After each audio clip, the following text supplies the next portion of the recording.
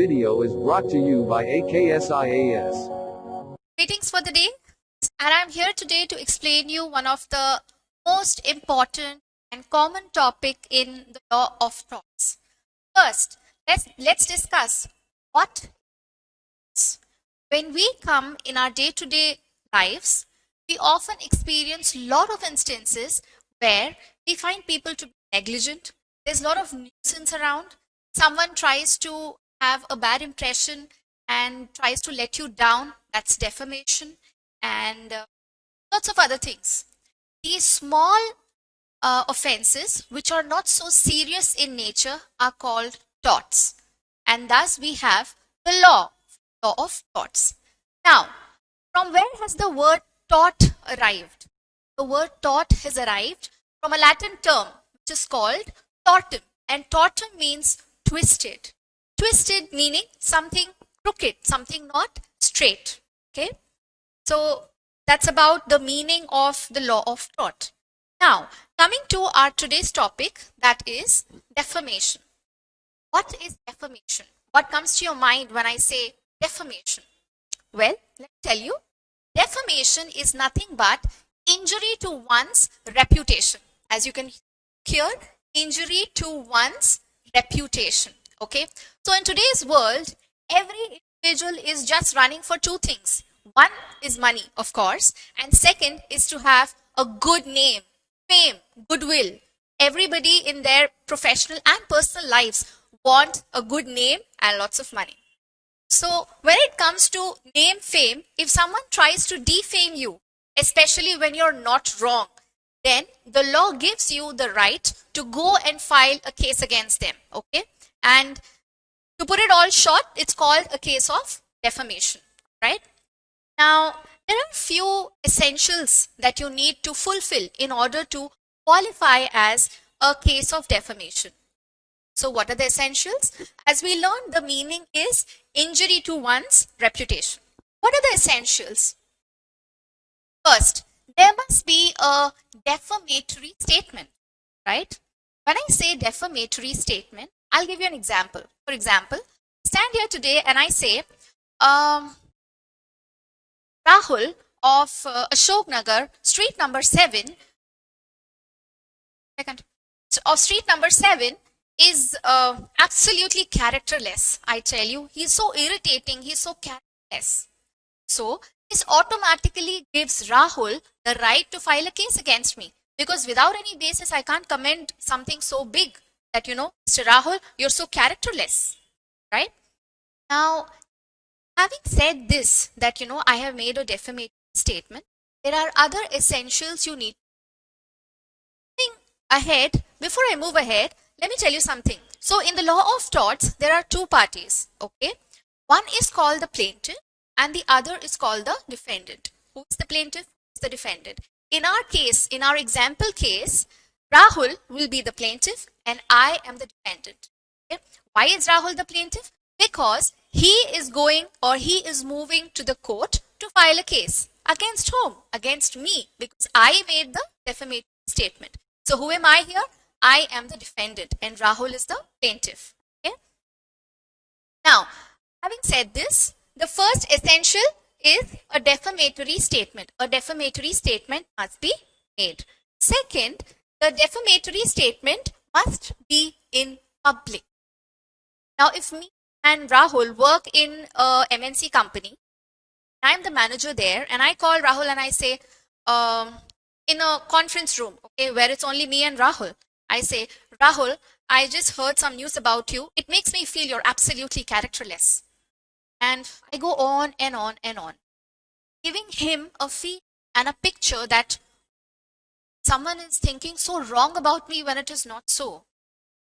But in this case, it does not qualify for defamation. Why? Because in the conference room, it's only Rahul. I haven't made the statement in public. So that doesn't become a defamatory statement. It could be just a general discussion with one of my colleague, with one of my friend or whatever. But if the same is done in public, then it does qualify for defamation. So in order to qualify for defamation, you must first have a defamatory statement, then it must be in public. The defamation statement must be in public. When I say public, it means more than two. It need not necessarily be 100 people sitting in front of me. Okay? It could be just two people. So it could be more than two people, where it could mean me, Rahul, and maybe Rahul's another colleague in the same team, or another colleague from some other team.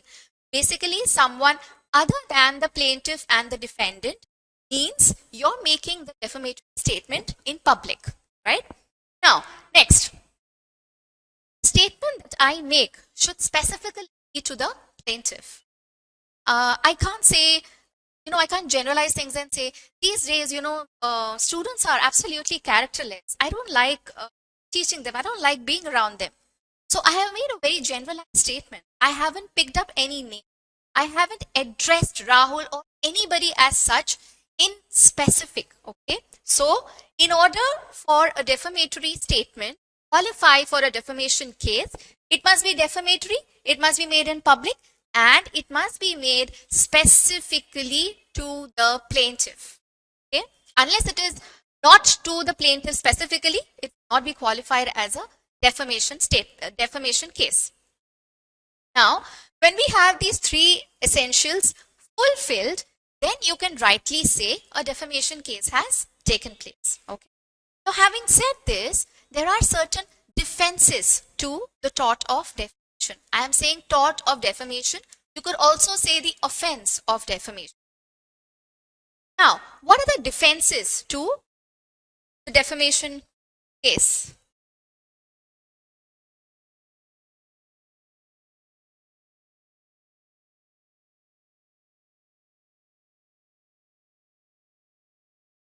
Okay. Now, let's talk about the defenses. What does the word defenses mean? When I say defenses, it means how can someone who has been tagged as someone being defamatory, how will you defend yourself? Okay? You can defend yourself if you're speaking the truth. Example, I say, what? In a group of friends, okay? Say we are 6 friends, okay? And in office, we are talking about someone and saying, do you hear so-and-so person got a divorce? So-and-so person has, done something wrong, or whatever the case may be. If I talk something like this with my group of friends, okay, and if it is true, then nobody can file a case of defamation against me. Okay? The reason being, I am speaking the truth, and the law cannot put any bar on anybody for speaking the truth. Okay? So the first defense for defamation case will be truth. Second being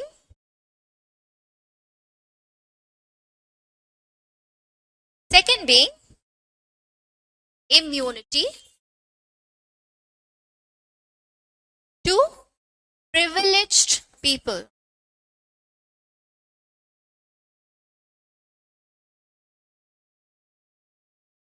Now, I have underlined privileged because not everybody qualifies in the category of privileged. Then who does? Okay, I'll give you an example. We watch the television every day. We watch the election process take place. We watch the parliamentary sessions that take place. Okay. So when a parliamentary session is going on, we see Rahul Gandhi on one side, we see Narendra Modi on the other, right? And it's quite possible that, in a heated argument or a debate, they end up literally abusing each other. Okay? Like assuming Rahul Gandhi says, Mr. Narendra Modi has not been a very good leader. He hasn't provided us sufficient employment, or any other issue that you would like to talk about. Okay. Now, if Mr. Rahul Gandhi says that to Narendra Modi in the parliament, then Mr. Narendra Modi cannot file a case of defamation saying, so-and-so person spoke something wrong about me in spite of it being false in the parliament, and I feel defamed. It's not possible, because there is this category of privileged people. These so-called privileged people are usually politicians,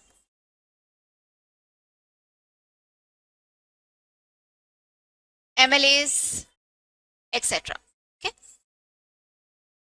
So they are allowed to talk anything against each other, even in public, even in the parliament, and nobody can claim, or plaintiff or defendant, they cannot claim that, a defamation case has taken place. Okay.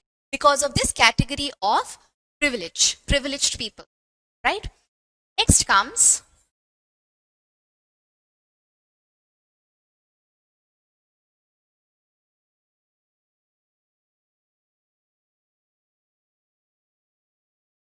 public interest. Now, when I say public interest, okay, I'll explain you with an example. Public interest here in defamation means, suppose I run a newspaper company, okay, it's called AKS Newspaper, and this AKS Newspaper company receives a call that the drinking water pipeline in street number 7 is filled with a lot of fungus, okay. So we urgently need to address the residents of this colony that the water should not be consumed, at least for a minimum of 10 days, so that we sort out the problem. We clean the entire piping process, fungus removed, and then we allow some clean water to process. So this process that takes place will take at least 10 days. So in order let the public know, we put this in the newspaper the next day. Okay. So the newspaper that I run, AKS Newspapers, I put a publication there saying the residents of Ashoknagar, street number 7, are advised not to use the drinking water for at least the next coming 10 days due to some repair work going on, or due to contaminated water pipeline, or due to some fungus being grown, whatever the reason may be. Okay. Now, if I print this in my newspaper next day, people who take care of the drinking water pipeline cannot come and file a defamation case saying, listen, say AKS Newspaper owner, publisher, editor, you cannot type anything, you cannot print anything in the newspaper saying, saying something wrong about us. Even if it's contaminated, we'll do a bit. Why did you put it in paper? Well, I put it in the newspaper because it is something of public interest. It's for the people at large. Obviously, if people would consume the contaminated fungal water, fall sick, they will end up being in the hospital. So, keeping the public interest in mind, I have done my bit by publishing it. And if there is a case of defamation on me, then I have a very strong defense of public interest. Okay. Now, having said this, this is the, you can say, an outline, a basic outline of what defamation is. Now, we will move kinds of defamation. Okay.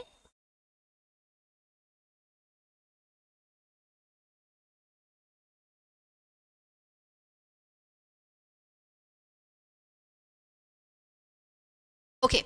Now, there are two kinds of defamation.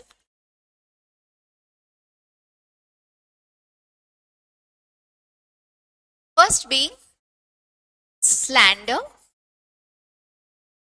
Second being libel. Okay. What is slander? Slander meaning defamation by way of words. Okay. Defamation by way of words. Libel meaning words would also include gestures. Libel is defamation by writing, printing, publishing.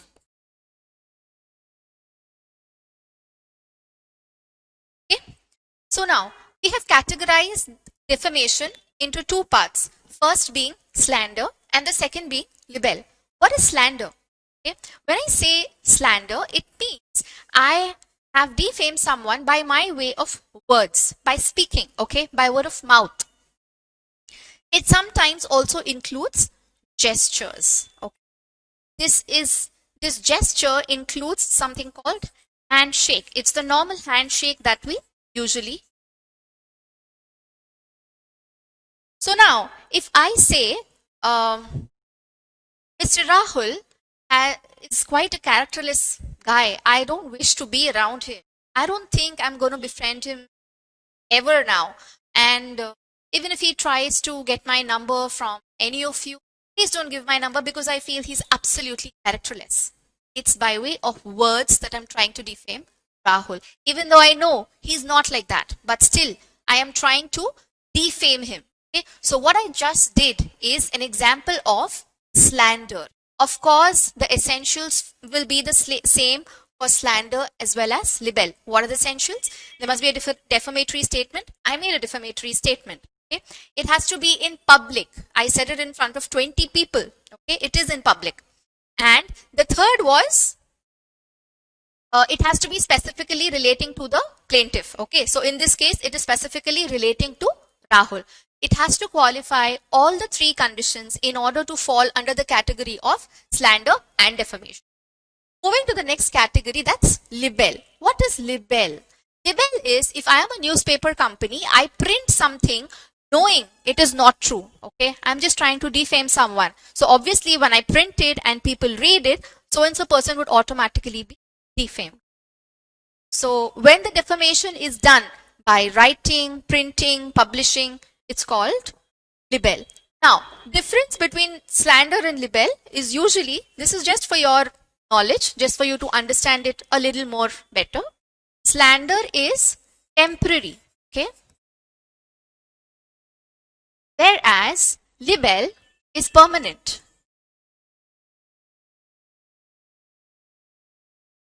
Why do we term slander as temporary and libel as permanent? Because slander is by words. It does not stay forever, okay? Whereas libel, something that is printed, something that is published, it will stay forever. Even if you crush it, crumble it, there are other copies. So you can rightly term it permanent, all right? Now, another difference between slander and libel is that slander includes gestures and handshake. Libel includes writing, printing, publishing, and also wax statues. Okay.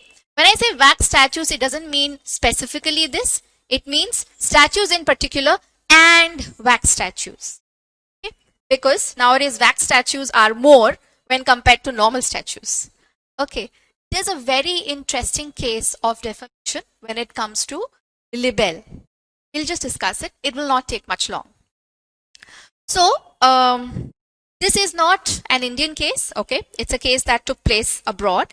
And the case name is Monsoon versus Tussauds Limited. Do I write it?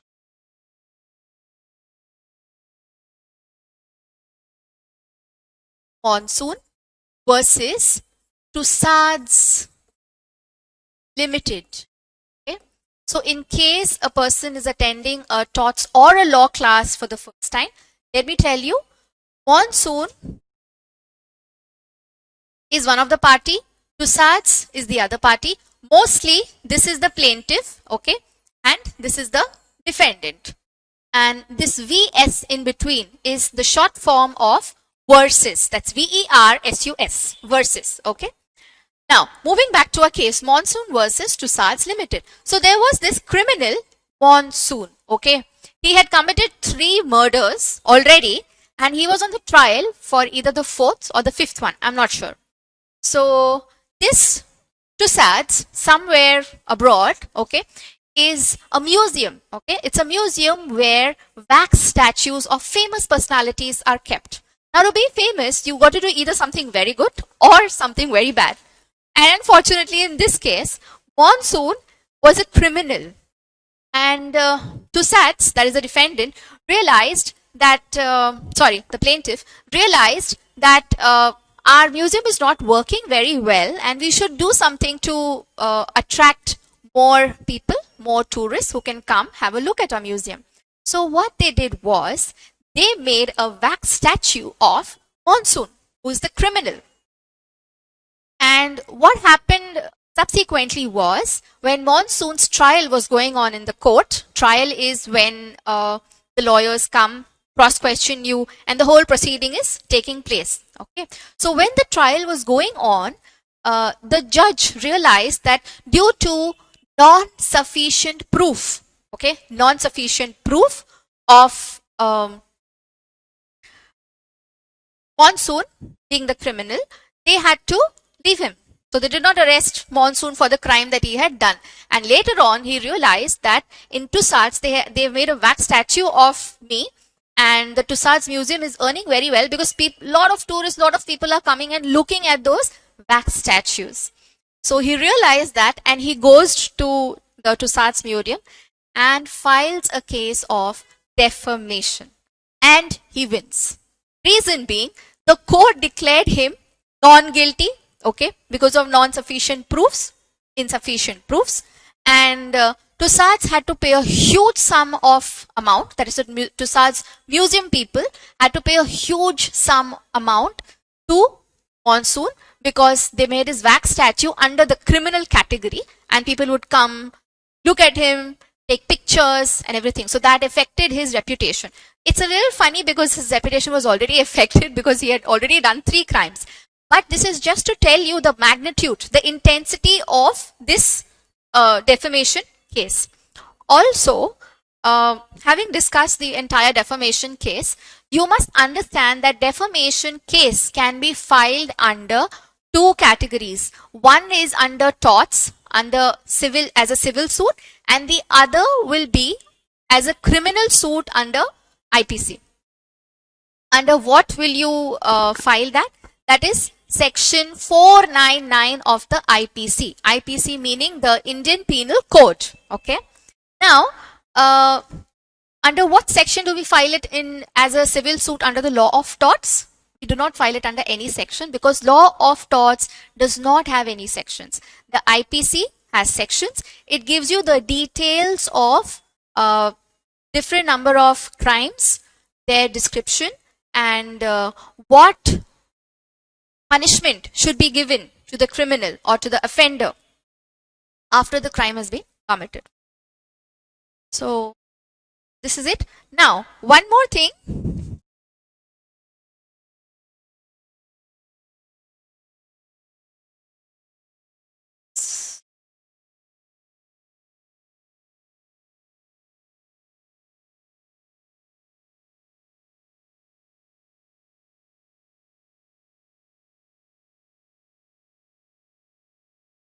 Yeah. Okay, one more thing.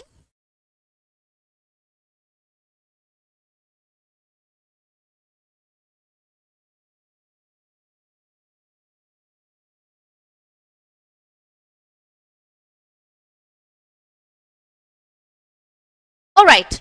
Now, when we talk about punishment, okay, when it comes to law of torts, we need to understand that the damages or the compensation that a person pays is unliquidated. What does unliquidated mean? Well, unliquidated means the amount to be paid as damages. We shall deal in damages also. Another word for damages would be compensation here, to simplify it. Amount to be paid as damages is decided by the court. Okay. So there is no specific amount for defamation. If someone defames me, I file a defamation case, I win the defamation case, I will be paid damages, but the amount will be decided by the court. There are no predetermined damages or compensation already for me or already for someone who is filing a defamation case. Liquidated means this is usually in law of crimes or when a crime takes place. Okay. Amount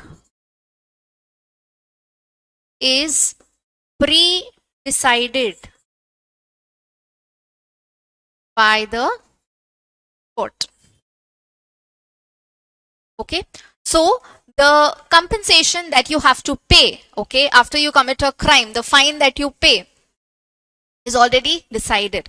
Assuming A murders B, okay, and it has been proved in the court that A has murdered B. So after the A's trial is over, A will be sentenced to 7 years of imprisonment plus a fine of say rupees 25,000.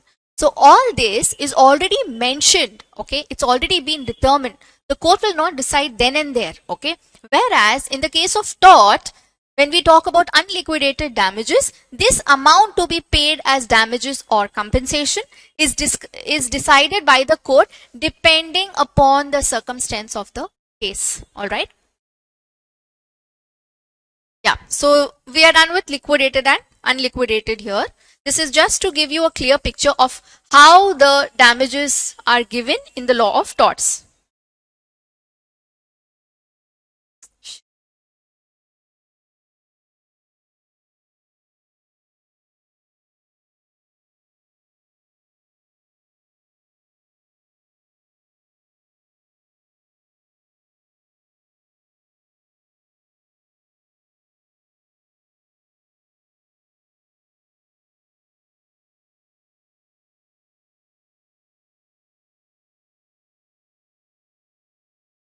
Okay, please excuse me, I'm a little new to the digital board, so it's taking a while.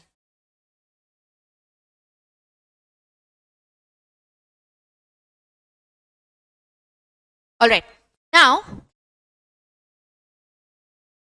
we will discuss differences between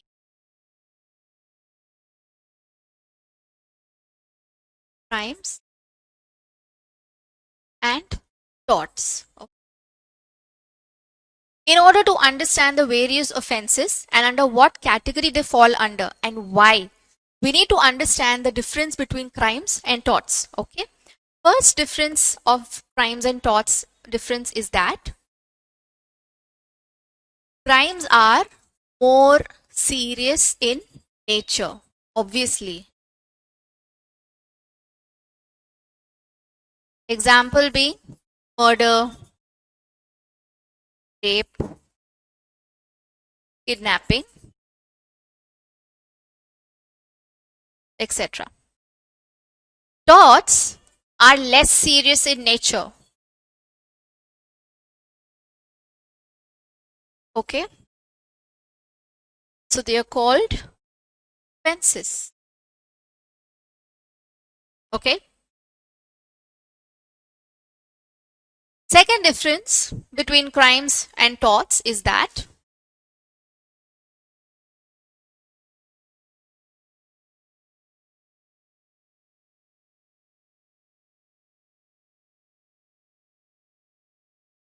crimes has liquidated damages and torts have unliquidated damages.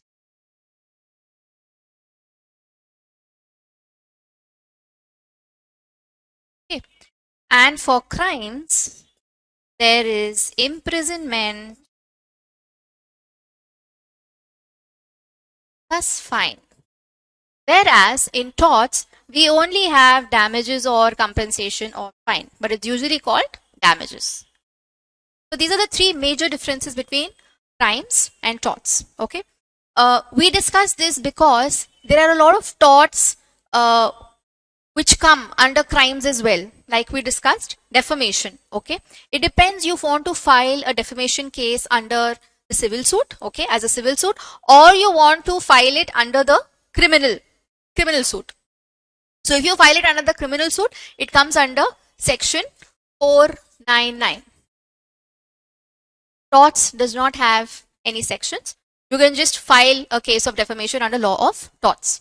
I hope I'm clear. Okay. Our next topic for the day is negligence.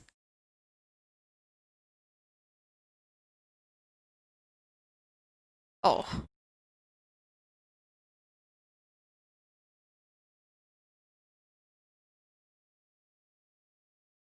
Okay.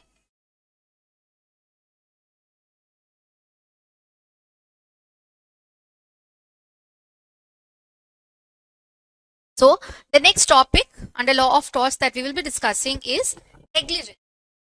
Now, what negligence? Simple terms, if you say very careless, sometimes child careless. It's more or less the same. It has a deeper and a more complex meaning. What is negligence?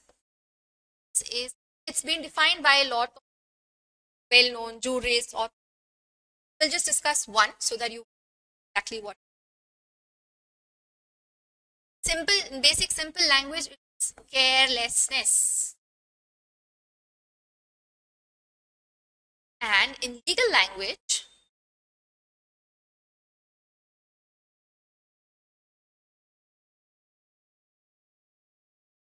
writing here, legal language. Legal language, each of basic duty of care. When there is a breach of basic duty of care, can term it negligence. Now, what is breach? Breach is nothing but breaking something, okay? And here, sentence, if you see, it's breaking the basic duty. What does this mean? Basic duty. For example, this is a small example. Driving. See, there is a red signal coming up, but until I reach the signal, something that distracts me, and that is just little standing, begging, asking for I pity.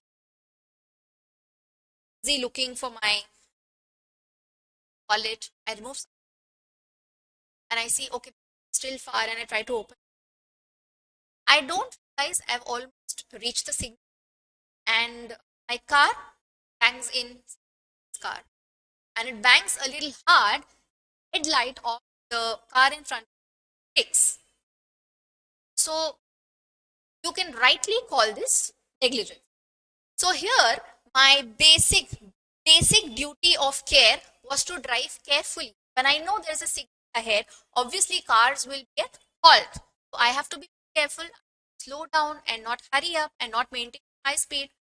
If I breach this basic duty of care, it is called negligence. Now there are a few essentials to negligence. Also, we talk about the definition of in law. It would mean breach of basic duty of care,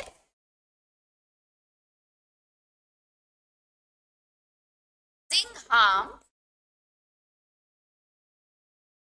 or damage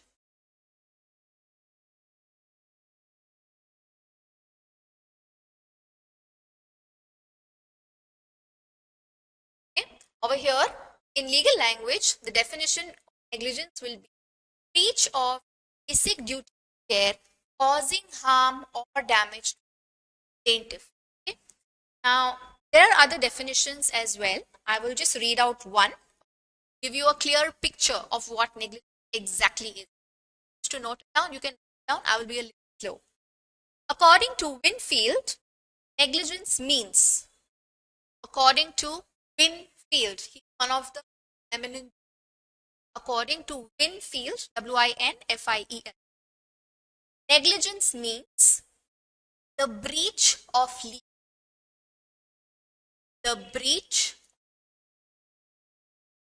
take care, which results in damage to the plaintiff, even if it is undesired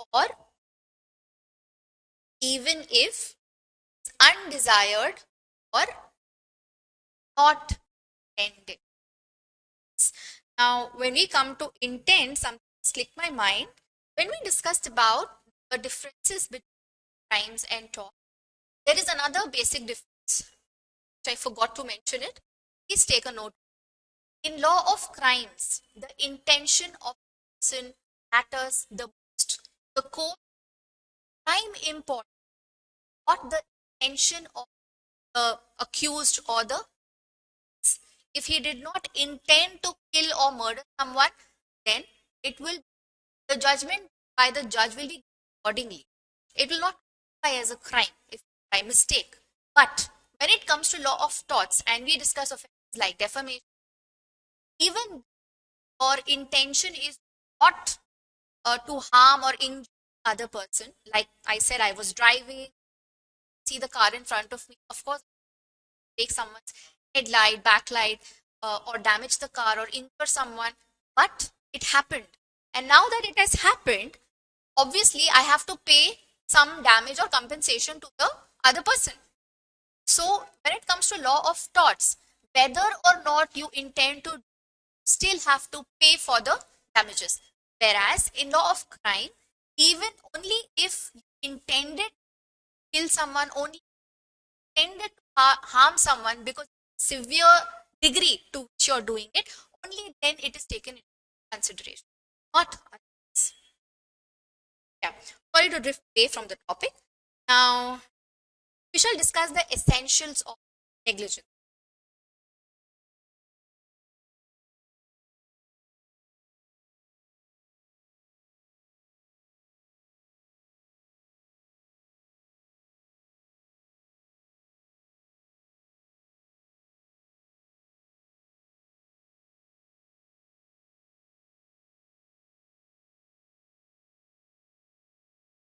Discussing the essentials of negligence.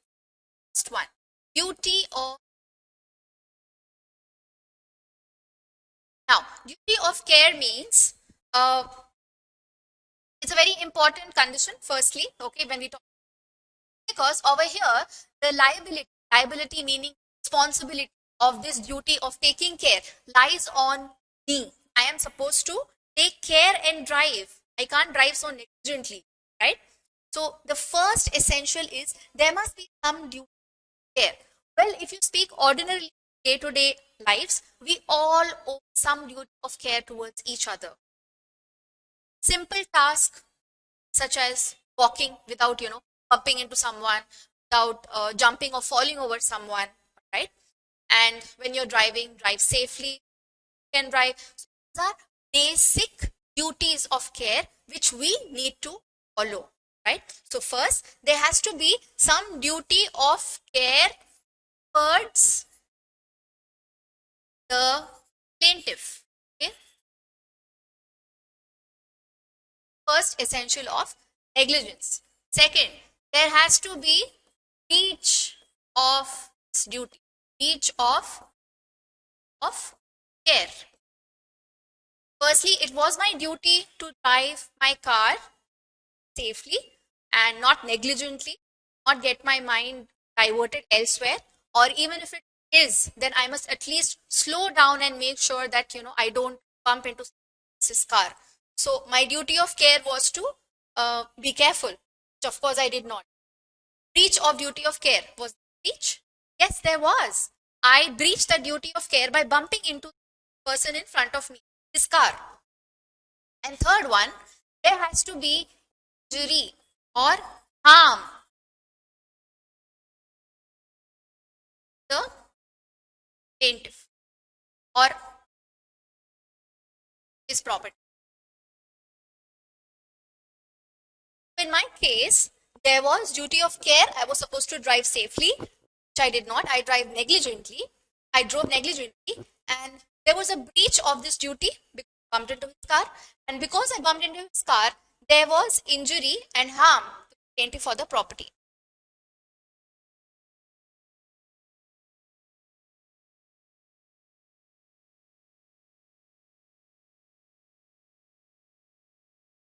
Yeah, there was injury and harm to the plaintiff's property, to the plaintiff's car. So my negligence, okay, qualifies in all the three categories, and rightly this can be termed as negligence, right?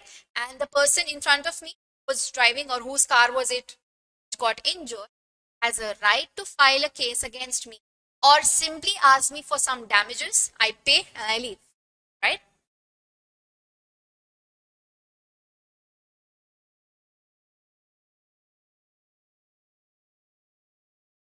One last essential that I would like to add in this: duty must be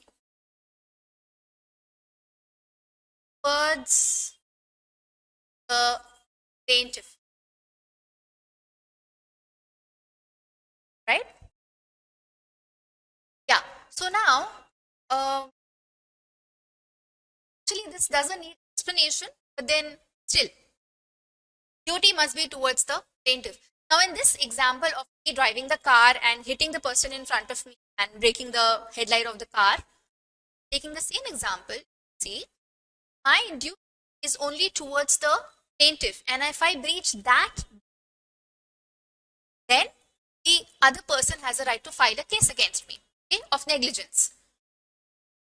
Why is this specifically mentioned is because if I by mistake bump into somebody's car, somebody else can't come and say, okay, my head also pay for my car also.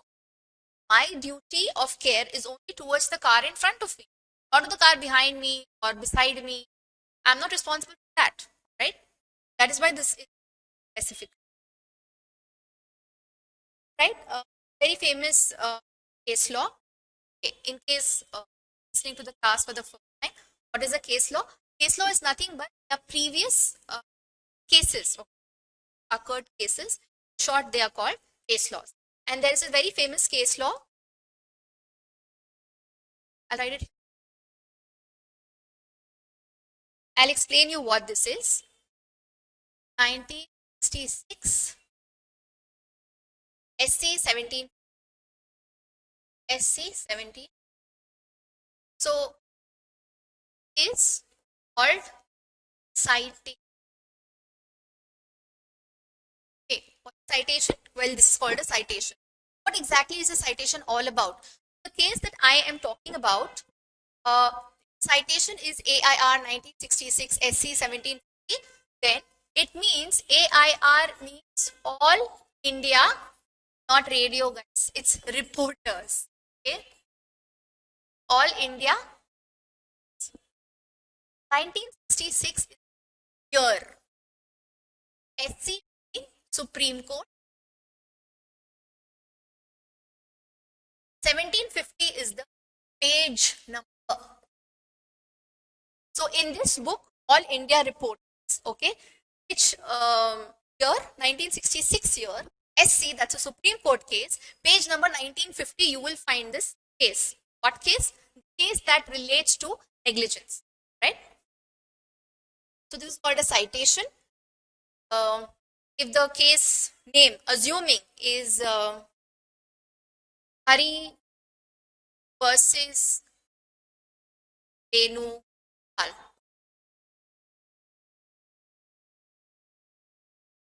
So this will be the case law. Okay, this will be the case law. This is the citation. This is the. Now, one exceptional essential of negligence we discuss.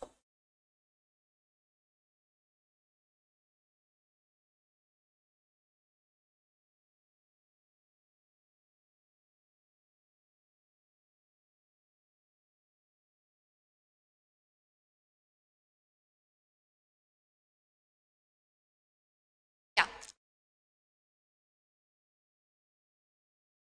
One exceptional essential we will, and that is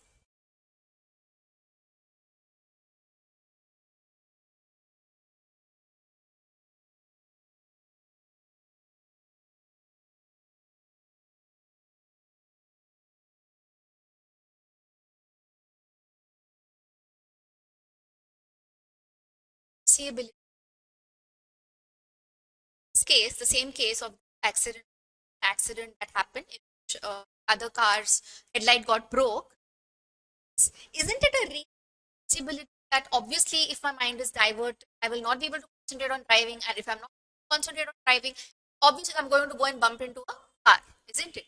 Now, does this by any chance affect, okay, pregnant lady, car side, is carrying or is going to the hospital for her child, okay, she's on the way, she's waiting at the signal, suddenly her eyes go on this car that got hit by my car and the headlight broke. Suddenly she suffered a say nervous shock. Nervous shock. By the time she reached the hospital, it's her baby. And the person, the husband, that lady, comes and files a case against me. Have any chance to stay? Why? Because there's absolute reasonable possibility of something like this to occur. Is it? At the most, if I'm not driving properly, if I'm driving negligently, the car get injured or someone sitting in the car would hit their head, hand, or leg, anything. Something like this that the a pregnant lady is in the car next to that car, sees this, witnesses this, suffers a nervous shock, and she goes high and she reaches the hospital with her baby. This is absolutely not foreseeable, right? So this is one exceptional essential of negligence, right? The most famous case of negligence, mention you the this is Stevenson. This is a very, very case. My advice to everybody is to please take down this case name, Donagh versus Stevenson. Uh, that's because this clearly explains the term negligence. Okay?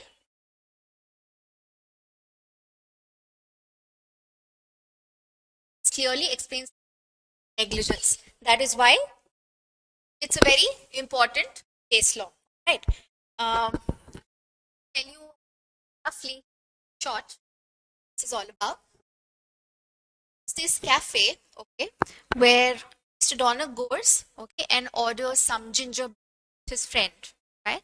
And both of them enjoy the meal. They eat whatever their order is. They relish it. And suddenly, while one of the friend poured beer in glass or spin, suddenly he realizes that there is dead snail, okay, dead snail out of it. Seeing that, he gets very panicky and he goes and blasts the cafe person. And the cafe says, "I'm sorry, but it's not a concern because we just get ginger beer and people come here and buy this ginger beer. So you cannot file a case against us."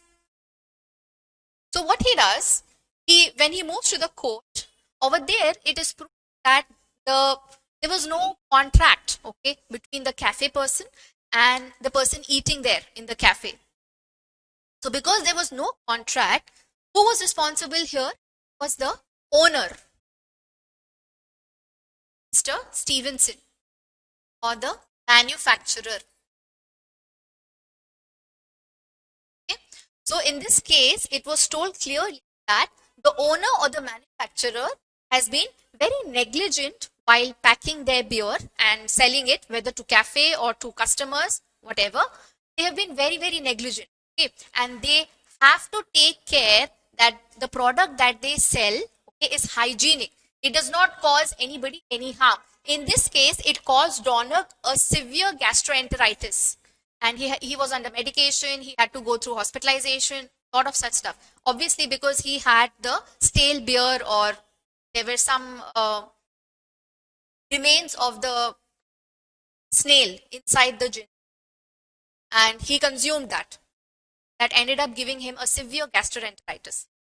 Now over here, the manufacturer or the owner, Stevenson, was charged with a negligence offense, and the court proved that yes, it gave the judgment that Stevenson, that is the owner of the manufacturer, was responsible when it came to Donagh's health, because he consumed the product which was sold by Stevenson, and he had to pay a huge amount of money as damages, right? So very, very famous. I repeat, please take down Donagh versus Stevenson.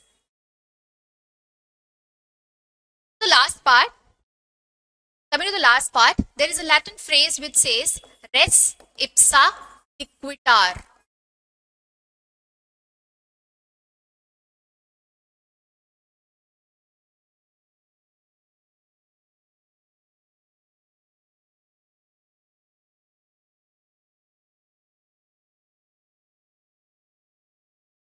So this res ipsa liquitar is a very important concept in law of courts, and it means the thing speaks for itself. What does this thing speaks for itself? It means that you don't have to necessarily prove, okay? Like in this case of Donagh versus Stevenson, you don't have to necessarily prove how this person, Donagh, ended up having a severe gastroenteritis. How did he end up? Obviously, because he had stale ginger beer, he ended up having this. So the thing speaks for itself. The manufacturer is responsible for it. So that's all for today. I hope to see you in the next class. This video is brought to you by AKSIAS.